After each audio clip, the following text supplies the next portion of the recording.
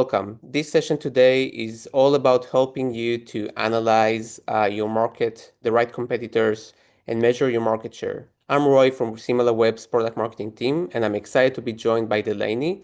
Delaney, maybe you can give us a quick introduction? Sure. Hi. Well, for those of you who don't know me, because maybe I have a few of my clients here on the call today, I'm Delaney, and I've been a customer success manager with Similarweb for just on 3 years now. Prior to that, I spent about 10 years in the advertising industry. And so I've always really kind of enjoyed telling stories with data, which is exactly what I'm going to be talking with you about today. So really interested to get into the platform and show you a few tips and tricks. Amazing. Thank you, Delaney. So, what's on the agenda for today? We have a very packed agenda and some great tips, as Delaney mentioned, but we will be focusing specifically on how to identify your competitive set. Then we will spend time on how to position your site and business within the right market and within the right competitive set, and how to reveal gaps and opportunities to improve performance and gain market share. It's all about how to increase your business and enable your business to grow. So we will focus on that and spend time there. By all means, feel free to drop your question in the chat as we go. We will address them during the session, but we also have dedicated time for Q&A towards the end of the session. And yes, we've got live demo from our lovely Delaney. So we really encourage you to already set up the Similarweb platform and open it up so you can practice the great tips as we go. So let's dive a bit deeper. These days, it really seems like every conversation starts with the impact of AI, and market research is not different. There is a really interesting research by Qualtrics where 89% of market research professionals said they already using AI tools regularly. That might not be a big surprise, but I guess the other interesting part of that research is around 70% of market research professionals said that they already expect major changes to their daily tasks in their realm. For example, including synthetic responses replacing traditional surveys, or AI predicting trends with greater accuracy versus real people answering survey. So I guess it's clear and we hear it everywhere. Change is happening and it's happening fast.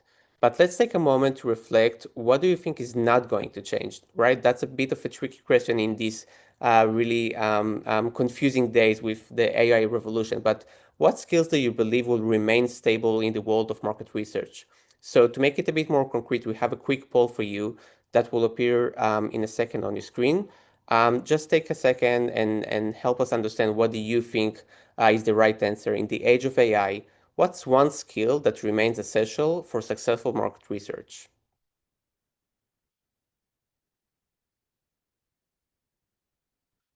We'll just let the numbers and answers come in and see what you think.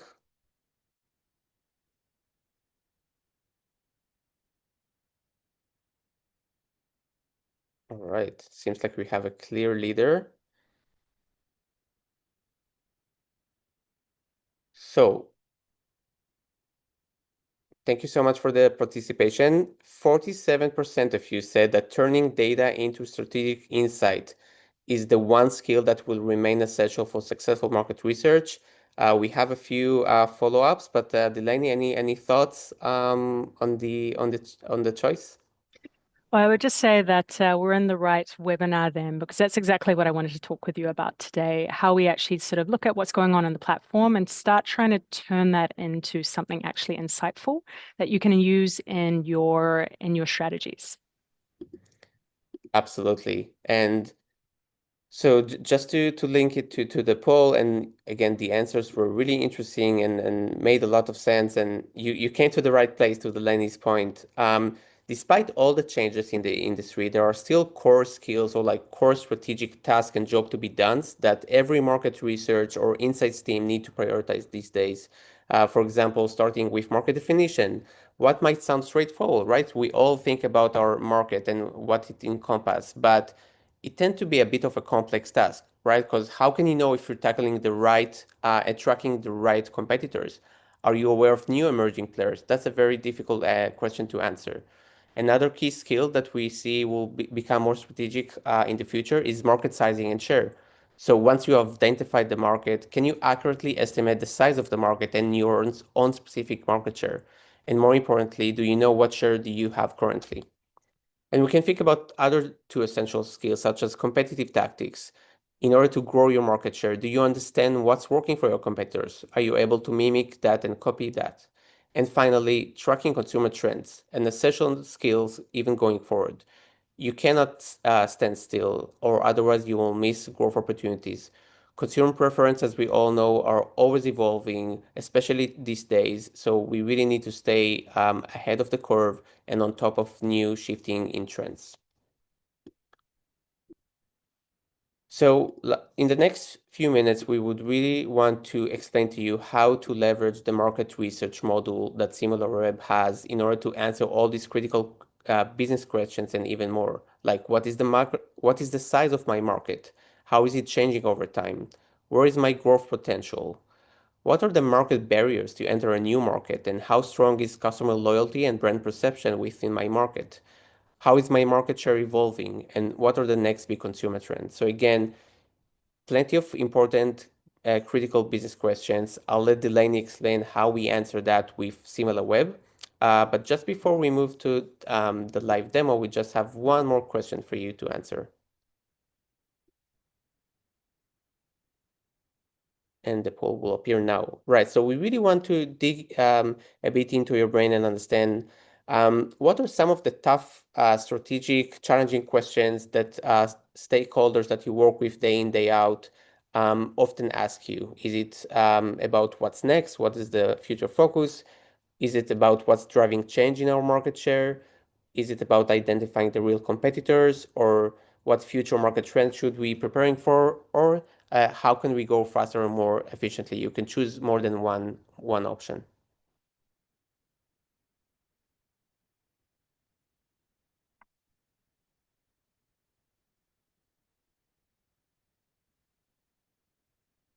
Thanks everybody for taking the time to complete the survey. Again, seems like we have a clear leader. So 68% of you said that the most challenging or tough strategic question to share with their stakeholders will be, how can we grow faster or more efficiently? So again, Delaney, the stage is all yours to answer that.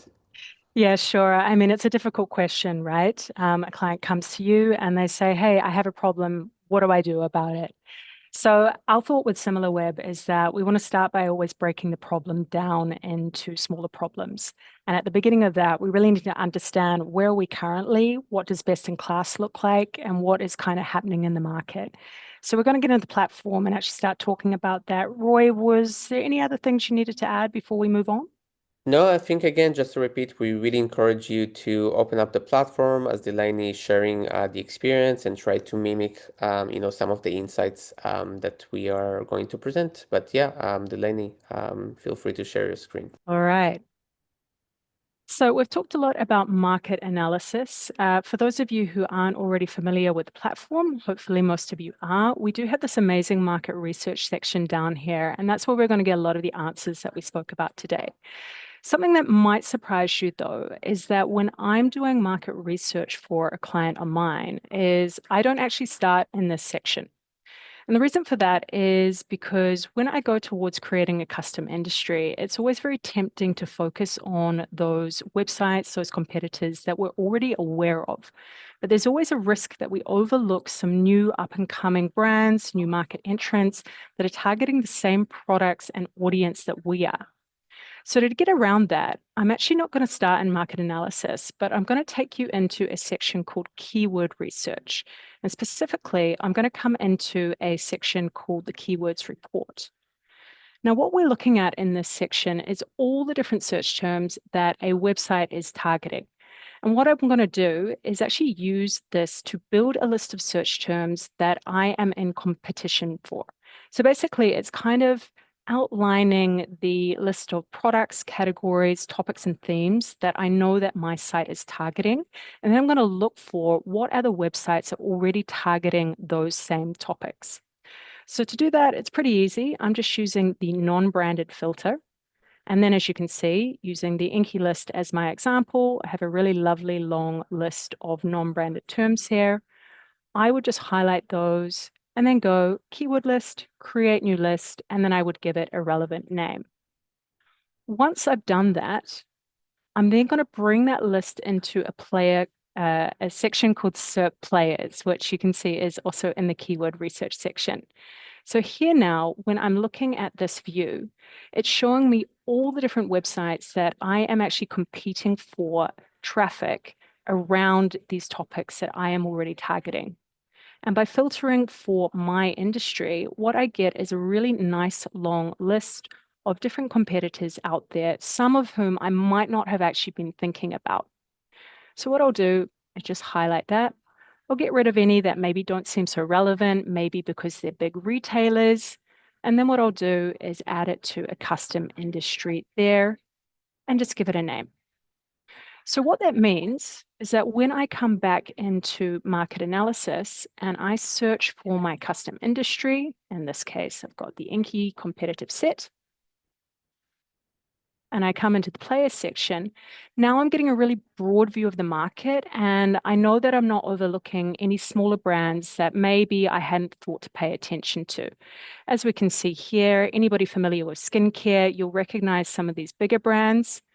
But looking down here, I can see that there are some smaller brands that are actually rising much, much faster. There is a final tip that I want to give you when it comes to defining your industry and looking for those competitors that maybe you were less aware of, maybe they're newer to the market.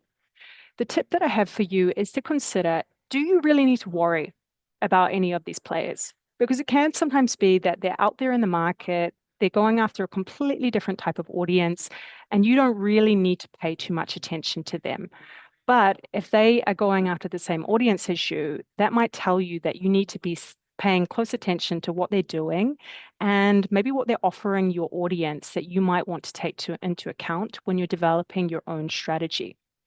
So the tip that I have for you is to actually come into the website analysis section and down to a part called audience overlap. For those of you who aren't familiar, this is just showing you how much of your audience you are sharing with a competitor. So using the Inky list again and Bioma as the example, I can quickly see that 2.7% of all people who go to the Inky list in any given month also go on to browse Bioma within the same month. And even more importantly, I can see how that audience is growing over time. See this big upward trend here? What's that saying is that the shared audience between the Inky list and Bioma is actually growing. So if you were the Inky list, you would be looking at this and saying, wow, okay, Bioma is not only going after the same products I'm going after, it's growing faster than any other competitor out there in the market. And I can see that they're increasingly going after my own audience. So this is a really good thing to do, just to kind of sense check when you're paying attention to competitors. Are you looking at the right competitors and how much of a threat do they actually pose to your business? So I've jumped to talking about a single competitor here, but what we really want to do when we first start talking about market research, a really kind of fundamental thing is just to take a look. We really zoom out and say, what is going on with the market as a whole? And one of the most fundamental things is to understand, is this market growing or contracting? Because that's going to offer a different kind of angle on every other performance metric that you see for your own brand. So what I've done, I've come into market analysis, I'm in the overview, and very quickly we can get a sense of how big is this market. What I really like to use in this section though is the year-over-year view. When I toggle that, what I can quickly see is let's actually have a look at the last 12 months. We can get a sense of the fact that, yes, this industry here for the Inky list, other skincare brands in the UK, has actually undergone a contraction in the last 12 months. Jumping into players, what we can then do is actually compare that with the Inky list's own performance and see whether they're above or below benchmark. And what we're seeing here is that, yes, the Inky list has seen a drop in their traffic in the last 12 months, but it's actually to a lesser degree than what is average for the entire market. And something which is quite interesting to do when you're developing a strategy is to look not only at traffic, but really take into account how is that impacting my market share. And we can do that by clicking on this filter here. What we see in this example is that even though the Inky list did see a little bit of a drop in their traffic over the past 12 months, their market share has actually increased. And that is happening because there are other players in the market who have seen a drop in traffic to a greater degree. So I really recommend if you're having any conversations with your clients or your own brands about how are they tracking, is to look at market share, because this really takes into account market dynamics and how things are shifting between the different players.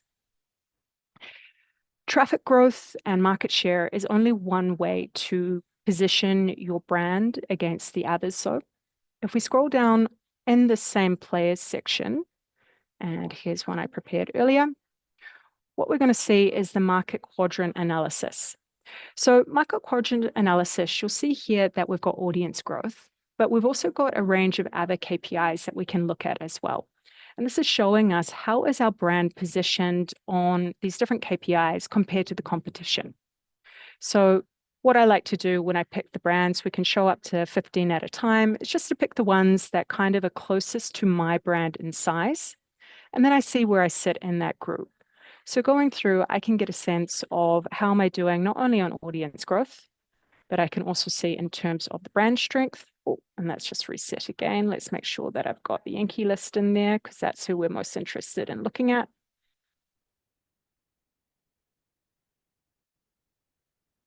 We can also have a look at cost efficiency, which is a very interesting one if you're focusing on any performance marketing, and also in loyalty and retention. I think what's quite interesting in this is not only to understand, okay, where are you sitting, but also to have a look at who are the largest players of this market. For example, if you saw in audience growth, there was a player that was growing particularly strongly, you might want to look at how they show up in these other quadrants and see if you can kind of understand maybe what it is that is helping them drive that growth. So for example, we see over here that Medicaid appears to be growing very fast in this view. We look in cost efficiency, we can see that actually it's not so much that they're spending a lot, it's that they have a very strong, a very efficient strategy, as we can see from the fact that they're actually spending less than the benchmark. So really interesting to just kind of look at the dynamics going on here and kind of like see what it's telling you. So once you have done all of this, the next thing that you might want to consider is how do we look at the market from a channel point of view? And this can be very useful if you are working on any channel strategies. I mean, going back to the original question, how do I grow faster? How do I go more efficiently? A big part of that is focusing on the right marketing channels.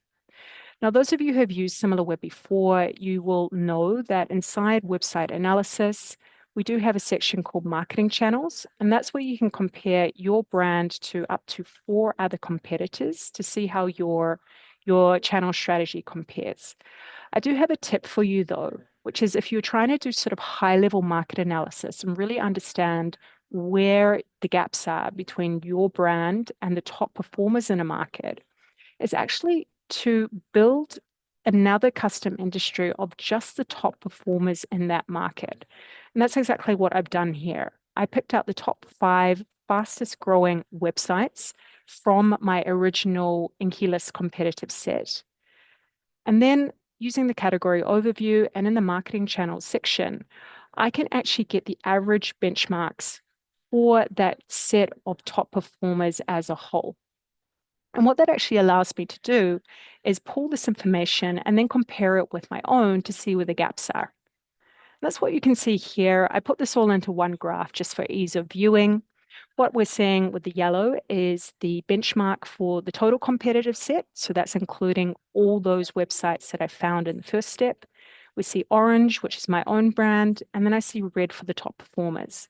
This makes it really easy to see where the differences are. So I can see straight away that the Inky list is actually doing better than most of the industry when it comes to organic, but its top performers tend to get more traffic from organic.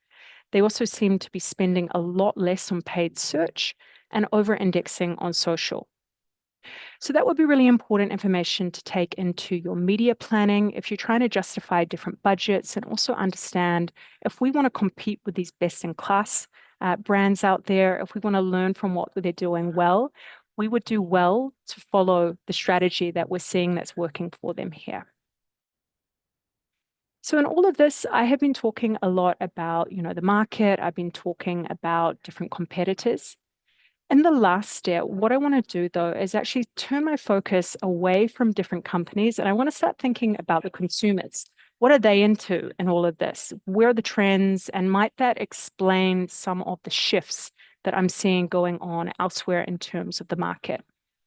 So to do that, we can come into a section called demand trends. This is part of the market analysis section. I think sometimes people overlook this a little bit because it's down here, but really, really interesting part of the platform, which I really encourage you to check out. Because what we're looking at here is the search terms that have been driving traffic to all websites in this industry over the last 12 months. So there's a massive amount of data here, and it's really, really interesting for uncovering trending terms and giving us a sense of like what are consumers actually interested in. So you see that we have nearly 56,000 different terms here. I will let you know that we are working on an update, which is going to cluster these keywords into themes. That's actually something that we do have available elsewhere in the topics part of demand analysis. But for the moment, what I've been doing to help me make sense of this is actually pulling some of this data into ChatGPT, just saying, can you help me sort of pick up the key themes here? So that's what I did with this data. And when I did that, I actually came across something quite interesting, which is that sensory appeal and texture are really starting to come out as a new trend. So we're seeing that people are searching for terms that reference like the tactile skincare experience. So things like balms, oils, jelly primer. And those terms themselves, like jelly, milky, are really kind of like showing that people are interested in these more playful textures. So we're moving kind of away from very utilitarian formats to ones that are also really like fun and pleasurable to use. So I don't know if we have any skincare fans on the call here, but I dare say if there are, you would know that the ingredient trend has been massive in recent years in skincare, really bringing the ingredients like front and center, putting it on the packaging and really saying like, this is what this does. So that's why it's no longer just age perfect. You'll see something like retinol, vitamin C, various terms like this. So I think this was quite interesting as a trend to really sort of think about like maybe there is a shift going on in what consumers want, which might explain some of the growth of other players out there that we're seeing in the market. So I've identified a trend. Something you might want to do though, if you're working on a strategy, is not just pick up on the trend, but size it and actually figure out, is this one that I want to go after? Is this actually worth it? And the good thing is with Similarweb, we actually have tools that can make that easier for you. And it's in a part of the platform called demand analysis, which I referenced before, another really amazing part of the market research section. So what we can do here is actually build keyword lists, and we have tools that make that very, very easy. You can just click here and start building a list. What I wanted to do was actually build a list of terms that related to skincare texture and compare it with a list of terms that related to ingredient focused searches and really actually understand, okay, what is the bigger trend here? It's all well and good for a few people to be excited about texture as a new buzzword for skincare, but is that really going to stand up to the trend around ingredients? So what I can do after I built that list, I just bring that in here. Then I'm going to actually compare it with a list of keywords related to ingredients that I already made. And then I'm actually just going to compare the year-over-year growth of each of these. Oh, and let's make sure I'm actually looking at the last 12 months so that we've got a fair view. Okay, so what are we seeing here? Straight away, I can see that, okay, searches for ingredients in relation to skincare, retinol, vitamin C, azelaic acid, all of that. a lot more searches than anything that's related to texture, like balms, oils, cleansing gels. However, if I look at the year-over-year growth, I can see that texture is growing, whereas searches for ingredients is down nearly 12%. So I'm getting a sense that this might be a nascent trend that's growing that I do want to actually pay attention to. I can go on to explore this trend further by actually just clicking on the keyword list down here. Because now what I want to do is actually understand, okay, within this macro trend that I've identified around texture related terms, what actually are the micro trends within that overall topic that are driving this? And what I do now is just looking at the single keyword list, I can scroll down and see the full list of terms that make up this topic, as well as how fast they're growing. And if I want, I can reorder this and figure out, okay, what were the terms that saw the biggest increase in interest in the past 12 months? So when I was looking through this, and you can see the list here, a few things stood out to me. I see there's a lot of emphasis on cleansing balm. That seems to be a very sort of popular term. I also noticed that Bioma Milky Toner was there. And if you remember, Bioma was that fast growing brand that we saw when we were looking at market analysis.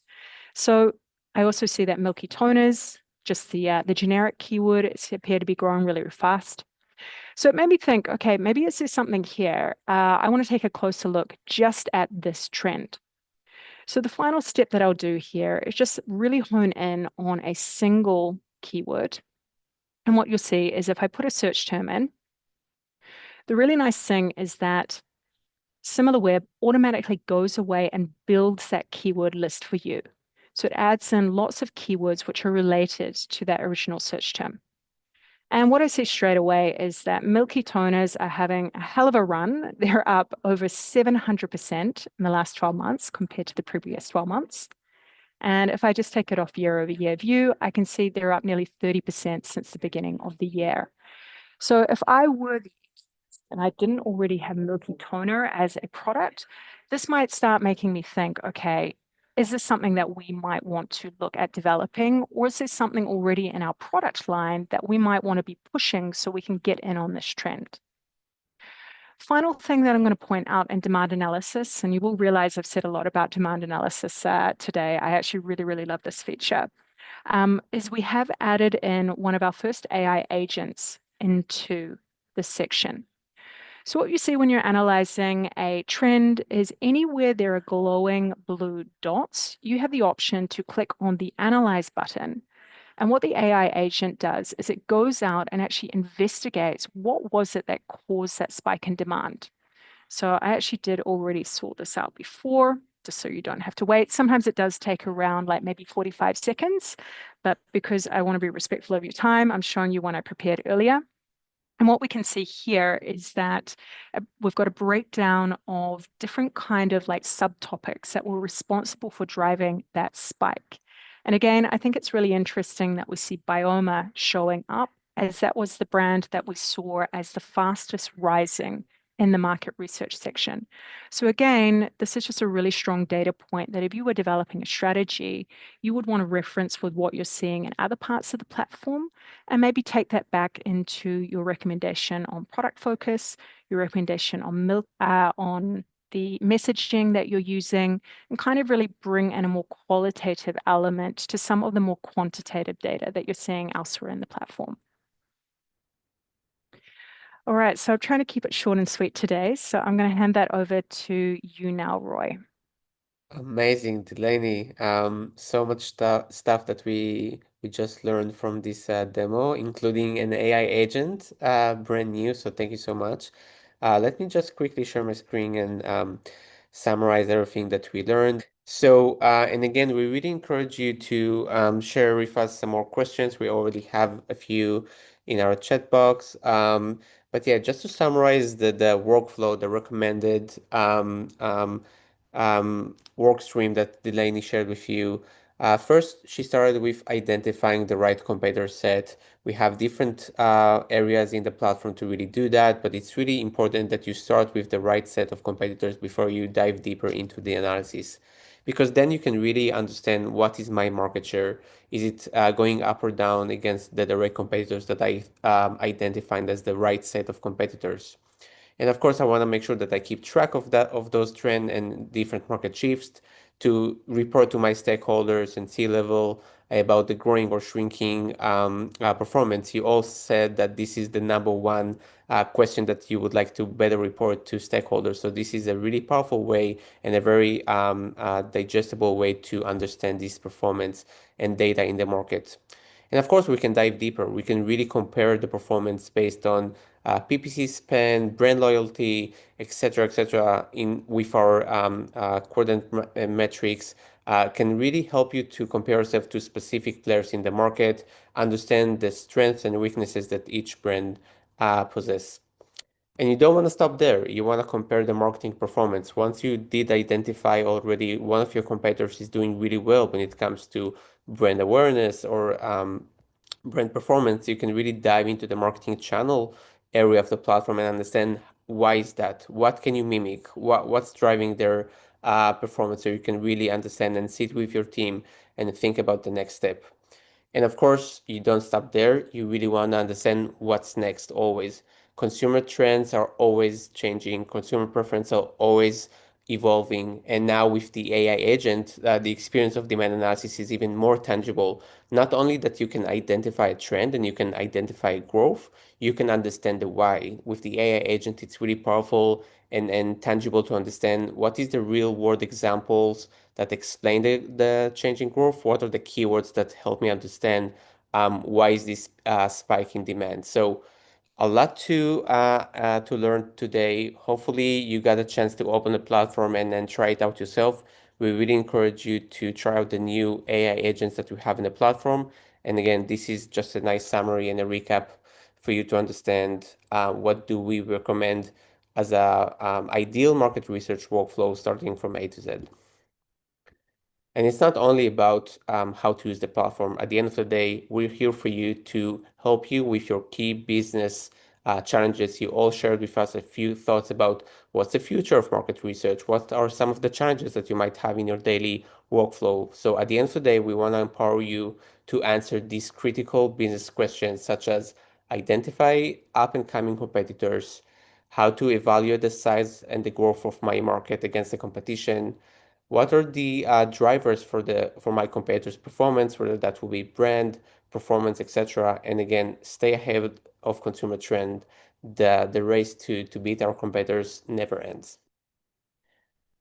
There's, as always, so much more to learn. Feel free to scan the QR code so you can dive even deeper to the world of market research and in general to our knowledge center so you can find answers to your questions when you use the platform.